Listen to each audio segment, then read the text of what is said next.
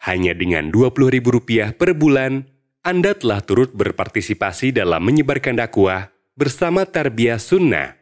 Barakallahu fikum. Bismillahirrahmanirrahim.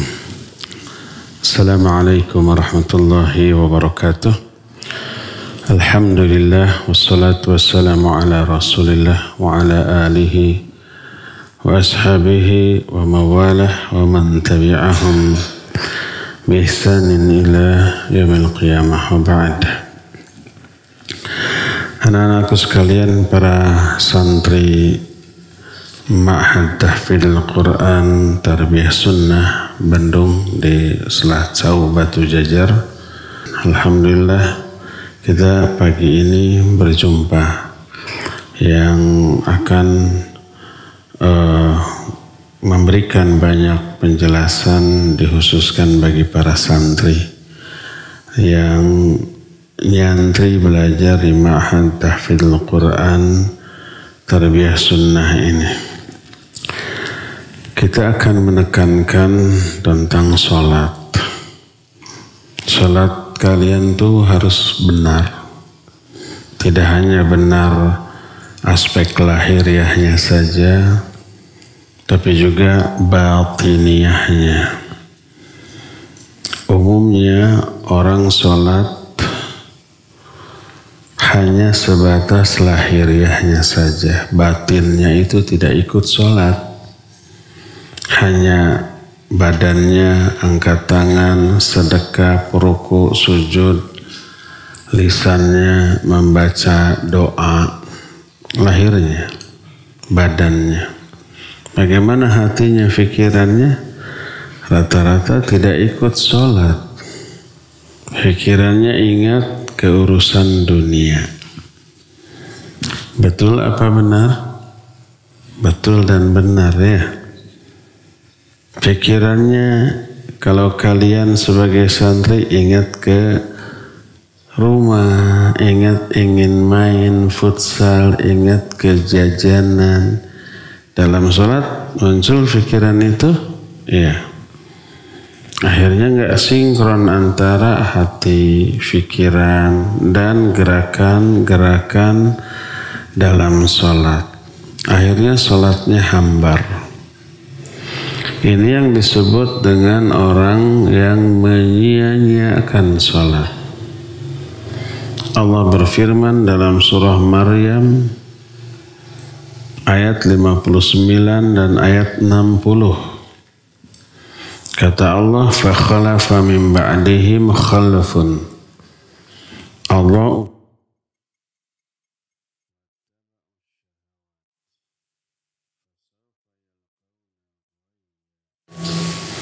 illa man taba wa amana wa amila shaliha.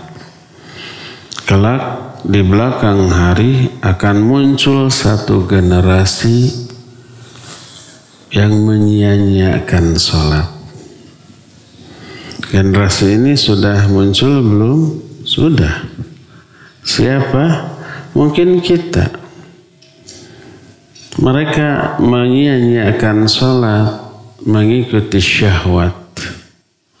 Kata Ibnu Abbas, laisa makna adha'uha tarakuha bil kulliyah, walakin akharuha an awqatiha.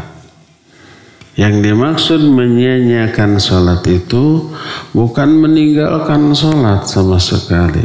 Mereka tetap sholat. Tapi sholatnya itu nggak benar. Mungkin menunda-nunda sholat dari awal waktu. Kalau kalian sebagai santri di sini tidak akan menunda sholat, mengakhirkan sholat. Pasti kalian sholatnya berjamaah di awal waktu. Itu aturan. Siapa yang telat mungkin akan ada hukuman. Tapi orang di luar sana, kalau nggak nyantri, nggak hidup di lingkungan masjid, mungkin sholat subuh jam 5:30, sholat duhur jam 1, jam 2, sholat asar jam 4:30, Sholat maghrib 6:30. Isya nanti aja jam 9, jam 10. Itu mengakhirkan dari waktunya. Dan berkata ulama lain di antara Sa'id bin Al-Musayyib disebut Imam Tabi'in. Imamnya ulama-ulama zaman tabi'in. Beliau menyatakan huwa alla yusalli adh-dhuhr hatta ya'ti al-'asr wa la yusalli al-'asr hatta ila al-maghrib wa la yusalli al-maghrib ila al-isya wa la yusalli al-isya ila al-fajr wa la yusalli al-fajr ila tulu'i asy-syams. Faman mata wa huwa musirrun ala hadhihi al-hal wa lam yatub wa'adahu Allahu baghi wa huwa wadin fi jahannam ba'idu qa'rihi khabithu ta'mihi. Yang dimaksud menyia-nyiakan sholat adalah dia tidak sholat duhur kecuali setelah menjelang asar, tidak sholat asar kecuali hampir maghrib, tidak sholat maghrib kecuali hampir isya, tidak sholat isya kecuali sudah lewat tengah malam, dan tidak sholat subuh kecuali hampir terbitnya matahari. Siapa yang mati dalam keadaan demikian dan tidak tobat, dia akan memperoleh baghyun. Kata Allah, fasawfa yalqauna ghayya. Dia akan dijebruskan kepada ghayya. Apa itu ghayya? Ghayya itu adalah wadin fi jahannam ba'idun qa'ruhu khabithun ta'muhu. Ghayya itu lembah di dasar neraka jahannam. Lembah itu, ini ada neraka jahannam, di dasarnya itu ada lubang lagi yang lebih dalam lagi. Itu ghayya. Lebih panas, lebih dahsyat siksanya, lebih mengerikan azabnya di sana. Di ayat lain Allah menyatakan fawailul lil musallin alladzina hum an salatihim sahun. Celaka orang yang sholat. Kalau gitu mah jangan sholat atuh, tambah celaka tuh. Kenapa yang sholatnya juga celaka?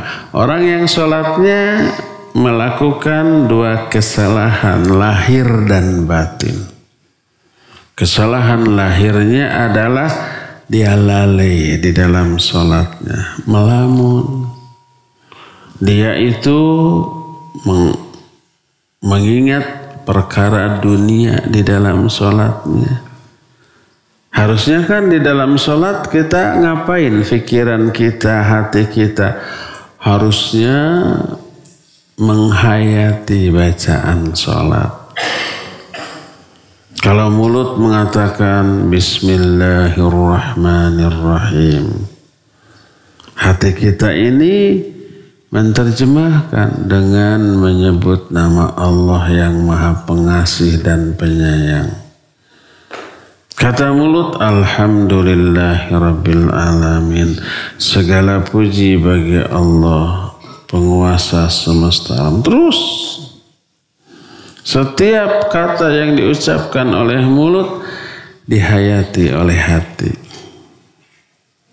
Maka hati, pikiran gak akan ingat keurusan lain. Tidak ada waktu mengingat urusan dunia. Fokus ke bacaan dari awal sampai akhir. Itu khusyuk. Makanya nanti di pelajaran rutin kita setiap Jumat pagi ini akan diajarkan terjemahan bacaan-bacaan sholat kata per kata, agar kalian itu faham artinya. Sekarang sudah faham arti bacaan sholat? Sudah apa belum? Belum. Nanti akan diajarkan. Seperti umpamanya bacaan iftitah. Allahumma ba'id baini wa baina khatayaya.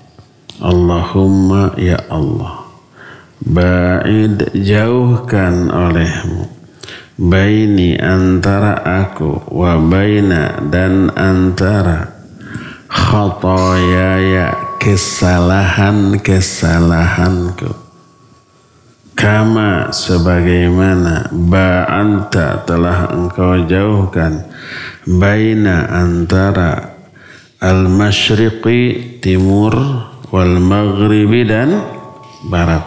Kata per kata. Jadi satu kata keluar dari mulut dihayati. Didapat kekhusyuan. Tidak akan sahun. Tapi kalau artinya nggak ada, ketika mulut mengatakan Allahumma ba'id baini wa baina, apa artinya ya? Nggak bisa menghayati. Apa akibatnya? Pikiran kita ingat keurusan-urusan di luar sholat. Sahun, ngelamun. Nah yang kayak begitu, fawailul lil musallin. Celaka tuh orang yang sholat. Sholatnya kayak gitu, melamun. Termasuk gerakannya bagaimana cara mengangkat tangan. Apa ngangkat tangan itu sebahu, setelinga, atau tinggi, Allahu Akbar, atau hanya segini? Atau segini kan ada orang, Sami Allahu liman hamidah. Pernah lihat? Si kedua telapak tangannya itu dihadapkan kemana? Ke atas. Sami Allah, kayak berdoa. Itu kesalahan. Bagaimana menyimpan tangan di dada, di perut, di bawah perut, di pinggir. Orang kan beda-beda. Yang benar yang mana yang dicontohkan oleh Nabi SAW. Demikian juga ketika ruku. Si telapak tangan ini disimpan di mana? Apa harus renggang jarinya atau rapat? Apa disimpan di atas lutut, pas di lutut, di bawah lutut, atau di paha? Nanti kita ajarkan gerakan-gerakannya secara detail, secara rinci, agar salat kalian benar. Itu lahirnya tuh, lahiriahnya tuh, badannya tuh, salat, tata cara salatnya harus benar. Kalau enggak, sahun. Nah itu kesalahan dari aspek lahiriahnya. Aspek zahirnya, aspek anggota badannya, sahun. Terus alladzina hum yura'un, dan juga yang ria, ini mah aspek batin.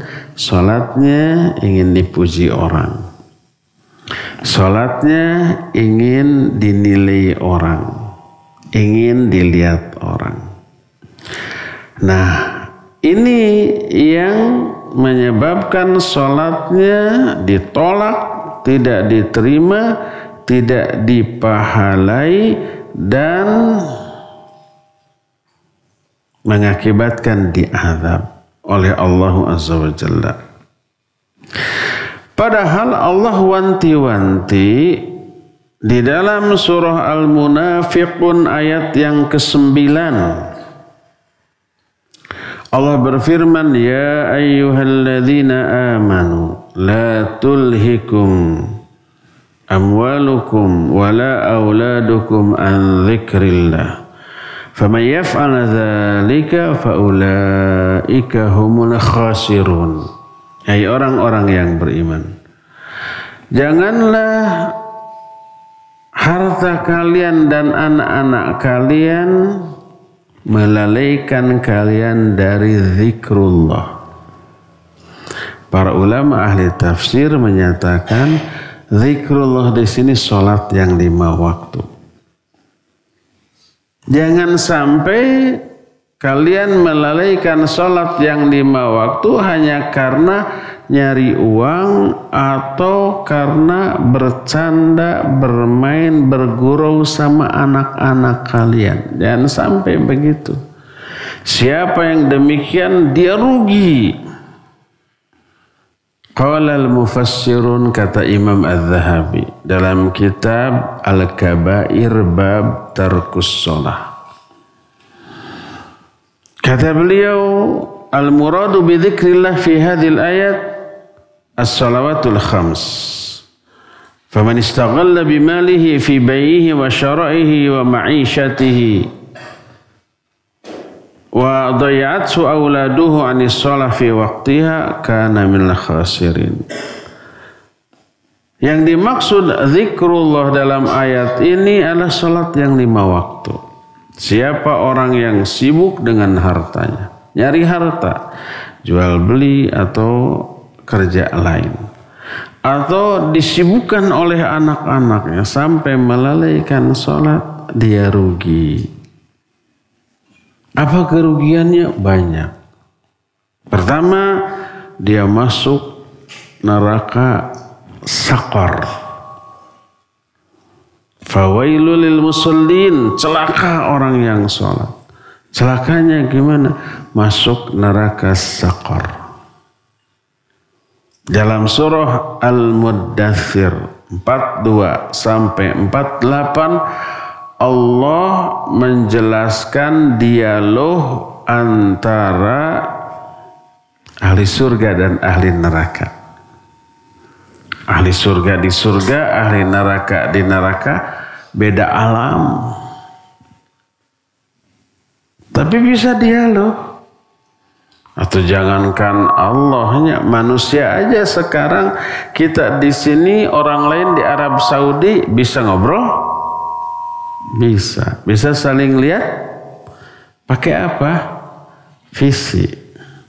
Video call. Telepon aja bisa. Selih dada, senyumnya kelihatan, ya.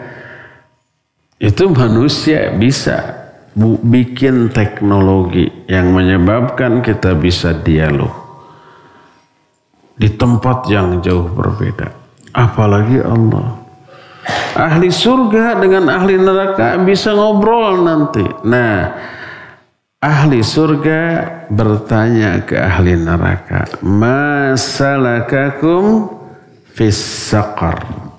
Apa yang menyebabkan kalian masuk neraka saqar? Qalu lam nakum minal musallin. Dulu kami tidak salat. Walam nakun nut'imul miskin. Dulu kami tidak memberi makanan kepada orang-orang miskin.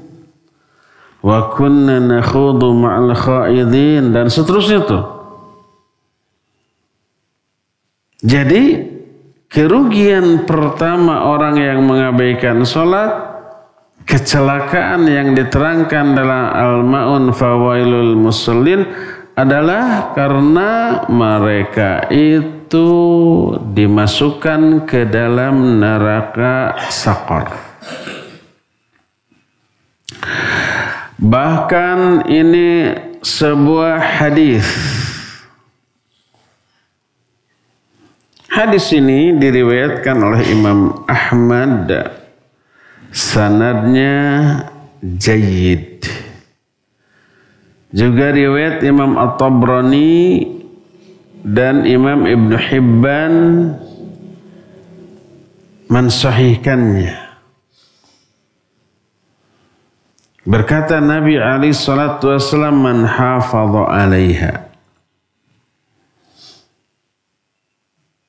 kanat lahu nuran wa burhanan wa najatan yaumal qiyamah.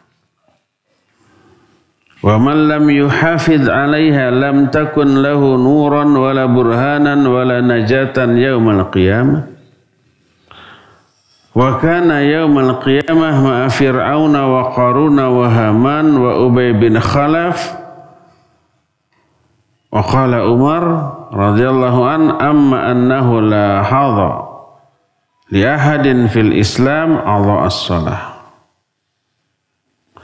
Siapa orang yang memelihara salat yang 5 waktu, dia akan diberi cahaya. dan keselamatan pada hari kiamat. Cahayanya di mana? Pada hari kiamat. Di mana cahayanya? Nanti ada saat-saat di mana pada hari kiamat gelap. Salah satunya ketika nyebrang Sirat. Apa itu Sirat? Jembatan. Di mana jembatannya? Di atas neraka. Di bawahnya neraka, di atasnya jembatan menuju ke surga. Gimana sifat jembatan? Kecil. Sekecil bagian tajam dari pedang. Terus licin, bikin kepleset. Terus gelap. Telunjuk sendiri pun nggak kelihatan. Gimana orang mukmin bisa nyebrang? Ada cahaya. Sebesar apa? Tergantung amal. Ada yang cahaya sebesar gunung, terang benderang. Ada yang sebesar pohon kelapa, pohon kurma. Ada yang sebesar tubuhnya. Ada yang kecil sebesar jempol. Ada yang kadang mati. Yauma yaqulul munafiquna wal munafiqatu lilladzina amanu unzuruna naqtabis min nurikum. Orang munafik ketika ya kecil ya padam. Nyala lagi, padam lagi. Saat itu mereka berkata, orang munafik laki perempuan berkata kepada orang-orang mukmin yang cahayanya itu terang benderang, unzuruna, tunggu kami naqtabis min nurikum. Kami nebeng ikut kepada cahaya kalian. Mau ikut? Qila rji'u wara'akum. Dikatakan kembali ke belakang. Waltamisu nura, cari cahayamu sendiri. Orang-orang mukmin ketika melihat orang munafik padam. Ya kecil ya padam, terus nyala lagi kecil. Orang mukmin khawatir, mereka juga begitu. Lalu berdoa, Rabbana atmim lana nurana. Ya Allah, sempurnakan bagi kami cahaya kami. Salah satu penyebab orang nanti dapat cahaya pada hari kiamat adalah sholat.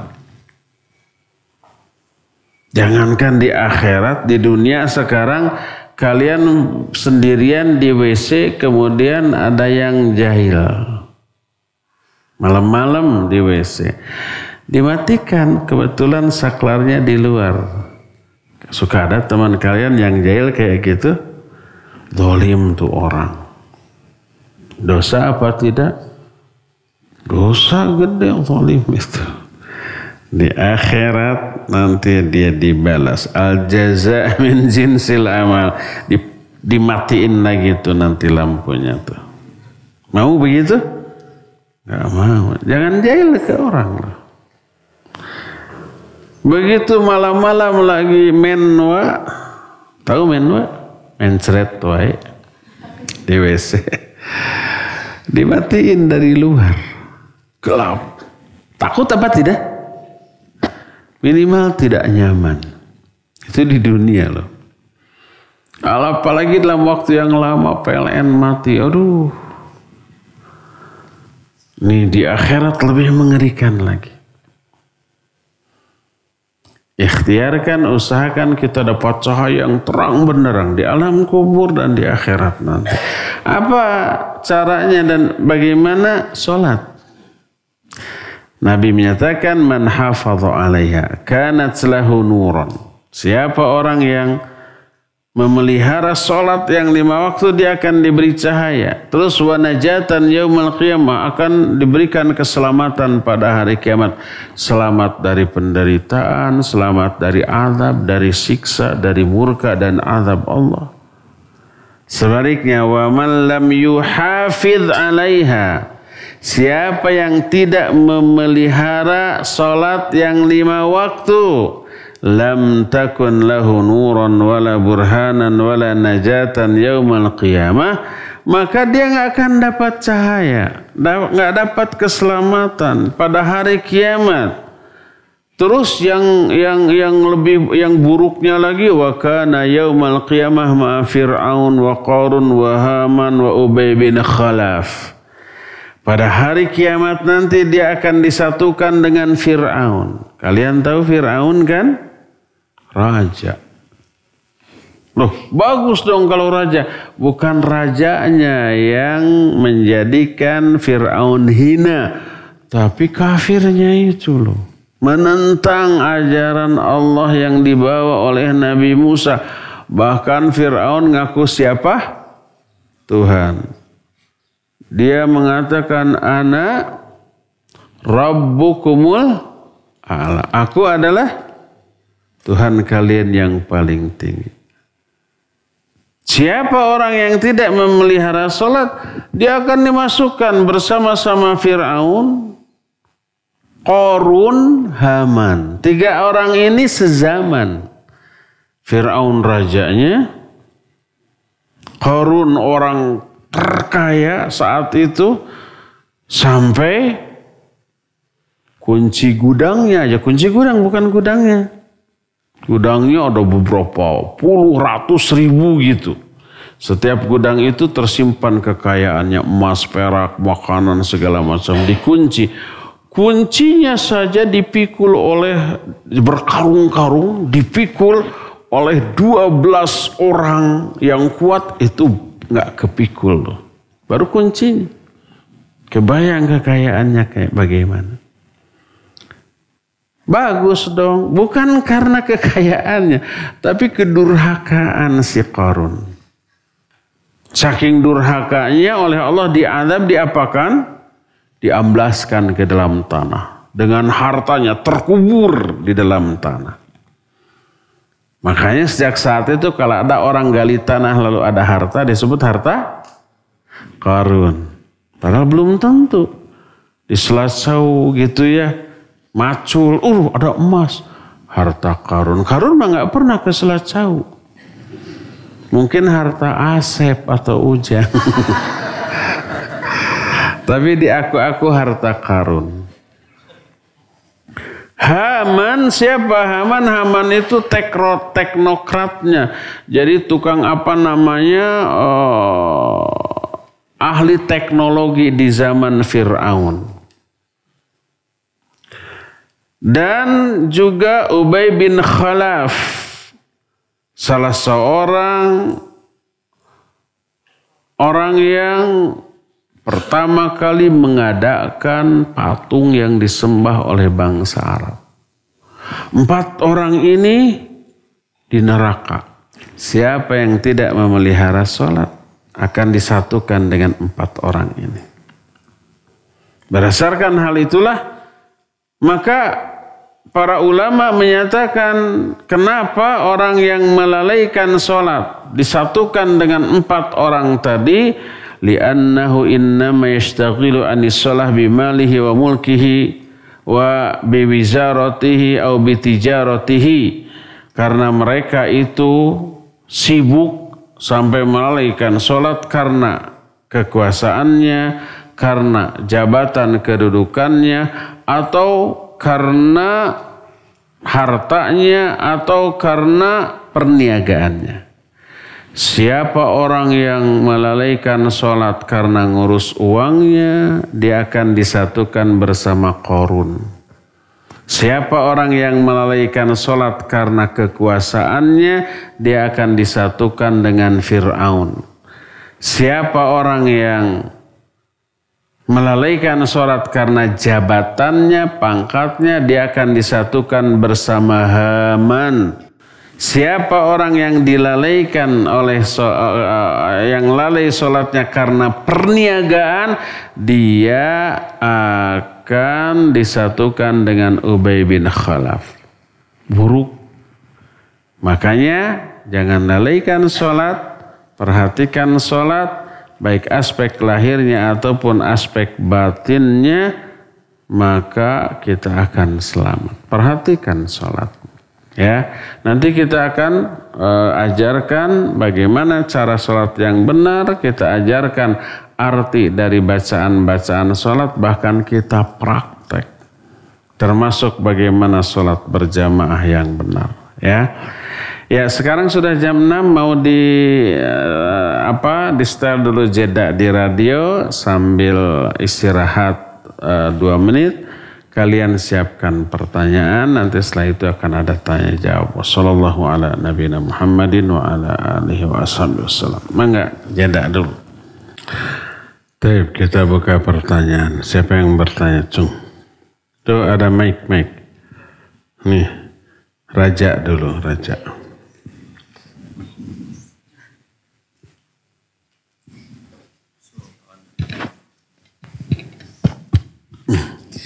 Assalamualaikum warahmatullahi wabarakatuh. Waalaikumsalam warahmatullahi wabarakatuh. Nama? Ana Sultan. Sultan, saya pikir Raja. Terus dari? Dari Margasi. Kalau sholatnya berpikiran kemana-mana, apakah sholatnya batal? Baik, Raja kita bertanya. Kalau lagi sholat, pikiran kemana-mana. Emang kemana? Ingat ke yang lain gitu ya. Sholatnya batal? Tidak batal. Sholatnya sah, teruskan. Cuma nilainya, pahalanya rusak. Berkurang. Harusnya umpamanya dapat pahala 100 contohnya ini ya.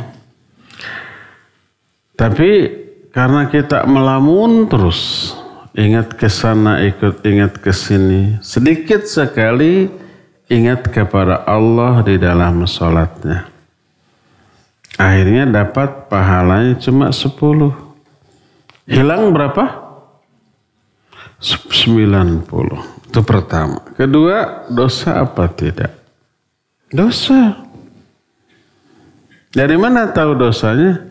Diancam dengan azab. Allah berfirman, fawailul lil musallin. Celaka. Kalau diancam dengan azab berarti dosa. Menunjukkan khusyuk adalah wajib. Apa arti wajib? Kalau dilaksanakan berpahala, kalau ditinggalkan dosa. Nah itu, dosa itu artinya diancam dengan azab. Tidak khusyuk di dalam sholat, dosa. Melamun di dalam sholat, dosa. Sebesar apa dosanya? Sebanding dengan berapa lama dia melamun di dalam sholatnya. Jadi di dalam sholat pun orang berbuat dosa. Apa dosanya? Banyak. Salah satunya tidak khusyuk alias melamun. Tidak ikhlas alias ria. Itu dosa. Tidak benar dalam gerakan-gerakan sholatnya. Atau umpamanya ada aspek lain yang dia lakukan di dalam sholatnya berupa kesalahan, contoh tidak berjamaah, tidak di awal waktu gitu ya. Nah itu semuanya penyimpangan dan dosa. Nanti kita akan jelaskan kesalahan-kesalahan orang dalam sholat agar kita menghindarinya. Makanya pantas bila selesai sholat, assalamualaikum kanan, assalamualaikum kiri. Apa yang pertama kali kita ucapkan setelah sholat? Istighfar, ya enggak? Begitu assalamualaikum, assalamualaikum, astagfirullah, astagfirullah, astagfirullah 3 kali. Itu yang dilakukan oleh Nabi SAW. Bukan alhamdulillah, bukan al-fatihah.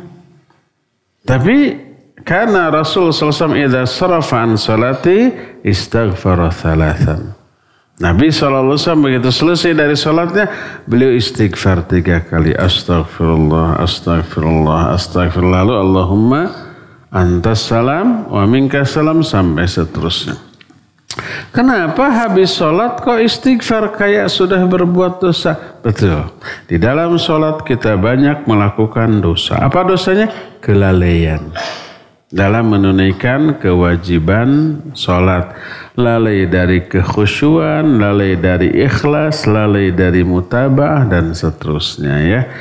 Jadi orang melamun dalam sholat, sholatnya tidak batal. Teruskan tapi dia rusak pahalanya dan berdosa. Gimana memperbaikinya? Cepat ingat lagi kepada Allah, cepat tobat. Di sholat yang akan datang harus lebih baik. Wallahu a'lam bissawab. Raja, ambil 1. Cung, siapa lagi?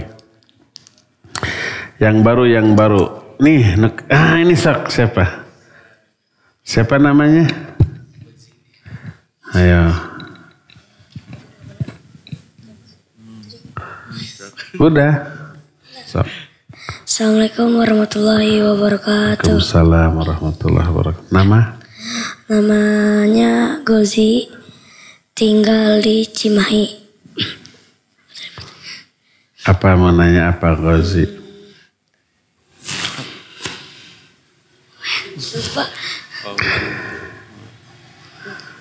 Pertanyaannya? Kalau sholat wudunya nggak benar, apakah batal? Kalau apa? Kalau wudunya nggak benar, apakah sholatnya batal? Wudunya nggak benar, apakah sholatnya batal? Taib. Barakallahu fiqh. Ghazi, berapa tahun Ghazi? 11. Ghazi 11 tahun. Tahu nggak arti Ghazi apa? Saya nanya. Ghazin itu artinya panglima perang. Masya Allah. Tadi raja yang nanya. Sekarang jenderal. Pertanyaannya, kalau wudunya tidak benar, apakah sholatnya sah apa tidak gitu ya? Taib, barakallahu fiqh. Tidak benarnya wudu ada 2 jenis. Jenis yang pertama, tidak benarnya wudu itu menyebabkan wudunya tidak sah. Contoh umpamanya tidak membasuh sebagian anggota wudu. Asal gitu ya. Umpamanya harusnya sampai sikut, ini sampai pergelangan. Harusnya umpamanya kaki itu dicuci sampai kedua mata kaki, ini cukup telapak kakinya aja. Tidak sah. Kalau wudunya tidak sah, sholatnya tidak sah. Wajib diulang dua-duanya. Wudunya diulang yang benar, sholatnya juga diulang yang benar. Ini kalau salahnya wudu itu menyebabkan tidak sah. Nah sekarang kedua, ada orang yang wudunya salah tapi sah. Contohnya apa? Contohnya umpamanya ketika membasuh 2 tangan, yang dilakukan oleh Nabi SAW adalah kanan dulu 3 kali sampai sikut, baru kiri 3 kali. Ada orang yang selang-seling, kanan sekali, kiri sekali, kanan sekali, kiri sekali. Ada yang begitu? Ada. Salah apa tidak? Salah. Karena Nabi SAW mencontohkannya kanan dulu. Thumma ghassala yadahul yumna thalatha marrat thumma al-yusra kadzalik. Beliau membasuh dulu tangan kanan 3 kali, setelah itu kiri 3 kali. Langsung 3 kali. Itu contoh dari Nabi SAW. Tapi ada orang yang selang-seling, kanan sekali, kiri sekali, kanan sekali, 3 kali. Nah, ada yang begitu kan? Ada. Salah. Apakah wudunya tidak sah? Sah wudunya. Dia karena apa? Karena yang paling utama adalah yang sekali. Kalau sekali sudah sah. Asal seluruh bagian anggota wudunya terbasuh. Kalau dia sah wudunya, sholatnya juga sah dengan wudu seperti itu. Oleh karena itulah maka kesalahan dalam wudu, kalau kesalahannya menyebabkan wudunya tetap sah, sah sholatnya. Tapi dia berdosa. Karena apa? Karena salah ketika melakukan wudu dengan kesalahan yang berupa meninggalkan yang wajib. Wudunya sah, sholatnya juga sah. Tapi kalau kesalahannya menyebabkan tidak sah wudunya seperti tidak membasuh seluruh anggota wudu secara sempurna, lalu tidak sah, maka sholatnya tidak sah. Nabi SAW pernah melihat orang berwudu, tapi pas mencuci bagian kaki, ada 1 koin di bagian kaki yang tidak terbasuh. Sedikit, sebesar koin. Koin 500 rupiah kan ada ya. Tumitnya kelewat, jadi kering. Apa kata Nabi SAW? Fawailul lil aqabi minan nar. Celaka tuh. Tumit-tumit yang tidak terbasuh akan tersentuh api neraka. Akan diazab. Menunjukkan mencuci seluruh bagian wudu itu wajib hukumnya. Kalau enggak terkena azab. Jadi begitu sang jenderal ya. Wallahu a'lam bissawab. Jenderal sini. Ambil. Cung. Umar.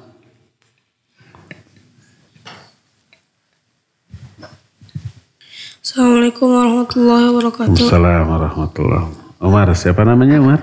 Umar.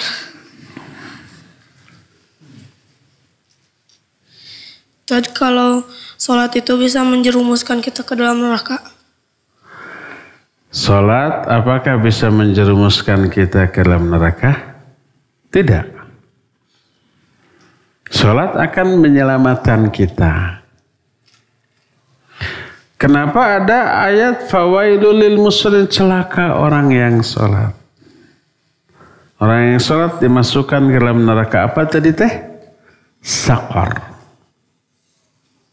Itu bukan karena sholatnya, tapi karena kesalahan yang dia lakukan dalam sholatnya. Di dalam sholatnya dia ria. Nah rianya itu yang menyebabkan dia masuk neraka. Di dalam sholatnya sahun, lalai, melamun. Sahunnya itu yang menyebabkan dia masuk neraka. Bukan karena sholatnya. Sholatnya menyelamatkan.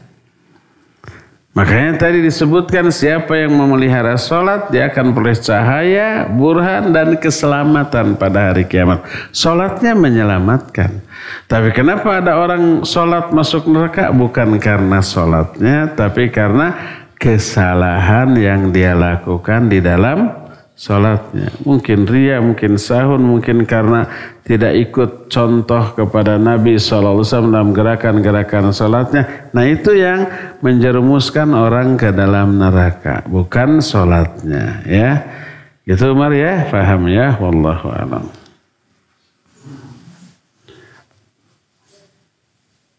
Satu raja, satu jenderal, ini khalifah, Amirul Mukminin. Siapa lagi? Cung. Hafidh. Semoga menjadi hafidh. Assalamualaikum warahmatullahi wabarakatuh. Assalamualaikum warahmatullahi wabarakatuh. Hafidh namanya siapa? Hafiz. Hafidh. Dari? Jamplas. Jamplas. Apa hukum menambahkan doa di dalam sholat? Apa hukum menambahkan doa di dalam sholat? Ini harus kita rinci. Umpamanya ketika ruku. Apa yang kita baca dalam ruku? Subhana Rabbiyal Azim. Minimal 3 kali. Boleh lebih. Setelah beres Subhana Rabbiyal Azim, kita nambah dengan doa. Apa doanya? Terserah kita. Allahumma rizqani, ya Allah beri saya rizki. Allahumma faqihni fid din wa alimni ta'wil. Ya Allah, fahamkan saya tentang agama dan ajarkan kepada saya ilmu tafsir. Kita baca dalam ruku. Atau kita baca dalam sujud. Setelah Subhana Rabbiyal A'la kita tambah. Atau ketika duduk kita membaca Rabbighfirli warhamni dan seterusnya. Lalu di akhirnya kita tambah dengan doa yang lain. Boleh apa tidak? Bagus. Bukan hanya boleh tapi apa? Bagus.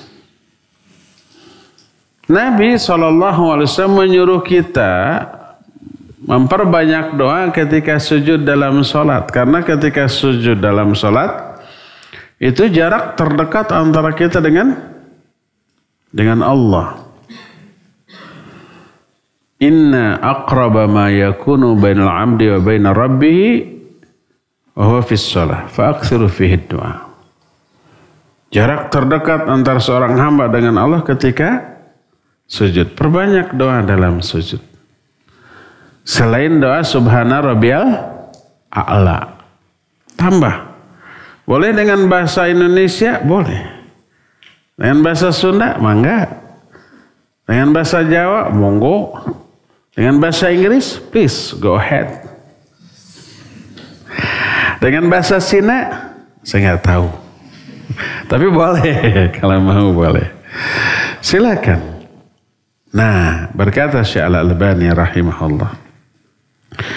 Hadis tentang perintah memperbanyak doa dalam sujud memberi makna. Boleh kita berdoa di dalam seluruh gerakan sholat yang manapun. Tapi yang paling afdal adalah dalam sujud. Yang paling afdal di dalam sujud. Menunjukkan kebolehan berdoa di luar sujud. Atau selain dalam sujud masih dalam sholat. Ketika ruku, ketika duduk di antara dua sujud. Ketika i'tidal, itu boleh. Diisyaratkan oleh hadis tadi. Kalau boleh berdoa di dalam sujud dalam sholat, mengisyaratkan boleh juga berdoa di dalam gerakan lain. Cuma yang paling afdal adalah di dalam sholat, di dalam sujud. Ya, dibolehkan. Yang paling utama, ambil doa dari Quran, dari hadis yang sahih, dari para sahabat dan para ulama dengan bahasa Arab, asal isinya bagus dan kita faham, walaupun boleh dengan bahasa apapun. Ya, wallahu a'lam bissawab. Sini Hafiz. Cung. Yang baru. Itu baru ya? Ah, kasih.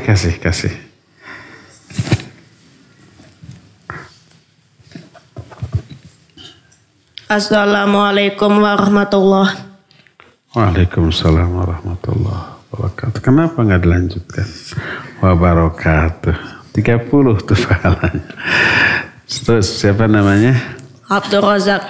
Abdul Razak. Dari Riau. Oh. Ustadz, azab neraka yang paling ringan apa? Apa? Azab neraka yang paling ringan. Azab neraka yang paling ringan apa? Kenapa nanya itu? Jangan pilih walaupun yang paling ringan ya. Taib, Abdul Razak. Semoga menjadi seperti Syekh Abdul Razak ya. Kenal Syekh Abdul Razak siapa? Kenal? Apa tadi? Syekh Abdul Razak. Kenal? Kenal. Siapa?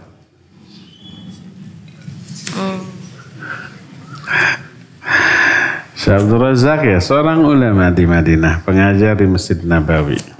Sampai sekarang masih ada. Putra dari Syekh Abdul Muhsin Al-Abbad.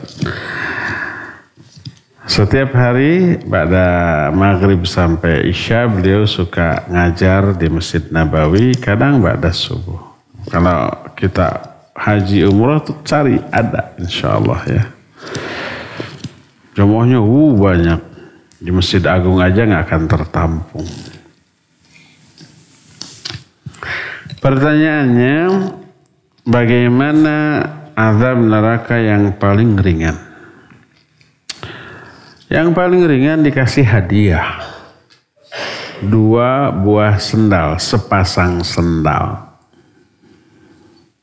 Enak dong. Iya, kalau sendalnya dari kulit. Ini mah dari api neraka. Waliyadzubillah.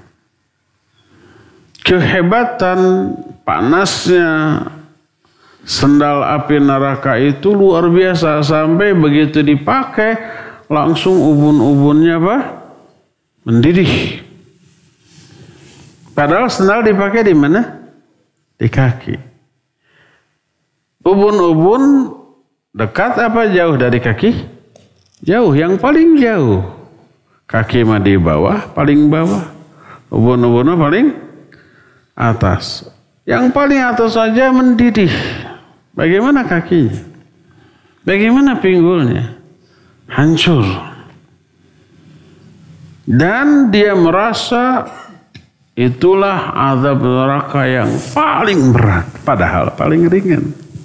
Bayangkan yang lebih berat dari itu. Makanya seringan-ringan azab di neraka jangan mau. Umpamanya, tahu nggak itu dosa mademin lampu WC ketika ada orang di WC gitu ya. Tolim dosa, paling dosa juga dosa kecil.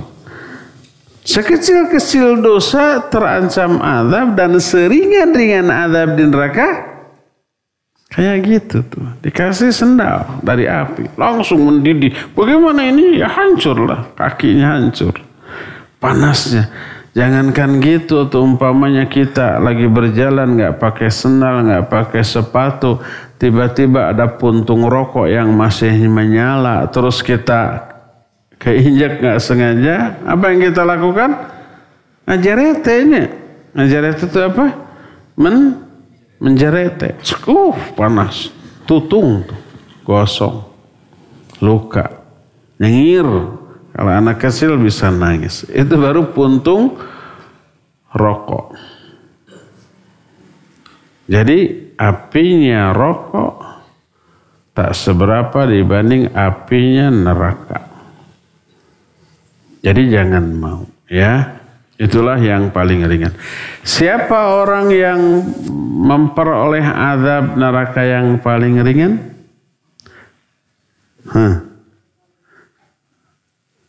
Siapa?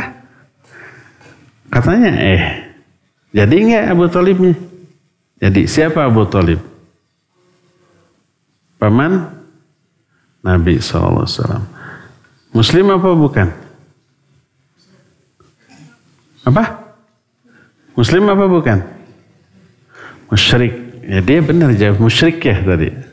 Iya matilah keadaan musyrik. Kenapa tidak diazab dengan azab yang paling berat padahal musyrik? Apa virus jawabannya?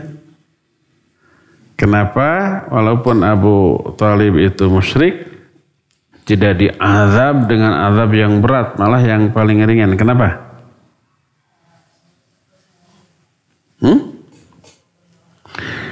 Kasih itu, kasih biar kedengaran. Karena apa?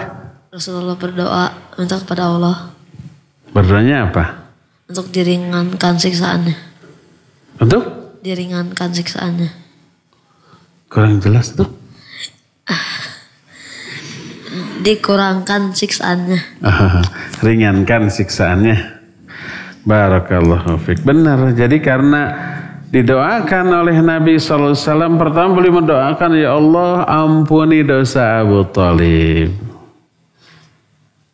Nggak dikabul tuh, nggak boleh, ditegur. Tidak layak bagi seorang Nabi dan orang beriman memintakan ampunan bagi orang musyrik walaupun kerabat terdekat. Nggak dikabul doanya. Akhirnya berdoa, ya Allah ringankan azabnya, dan dikabul. Sehingga harusnya Abu Thalib berada di neraka yang paling bawah. Dengan siksa yang paling berat, diangkat ke neraka yang paling tinggi dengan azab yang paling ringan. Karena apa? Karena doa Nabi SAW. Maka beliau bersabda, laula ana lakana fid darkil asfali minan nar. Seandainya bukan karena aku, maka Abu Thalib itu harusnya berada di tingkatan neraka yang paling bawah. Tapi karena didoakan oleh Nabi SAW, terangkat menjadi teringan dan azabnya hanya dikasih sepasang sendal dari api neraka. Begitu dipakai langsung bergejolak ubun-ubunnya. Waliyadzubillah. Semoga Allah menyelamatkan kita semua dari api neraka. Sini siapa tadi? Abdul Razak. Syekh Abdul Razak sini. Fairuz sini. Dihukum. Hukumannya ngambil roti.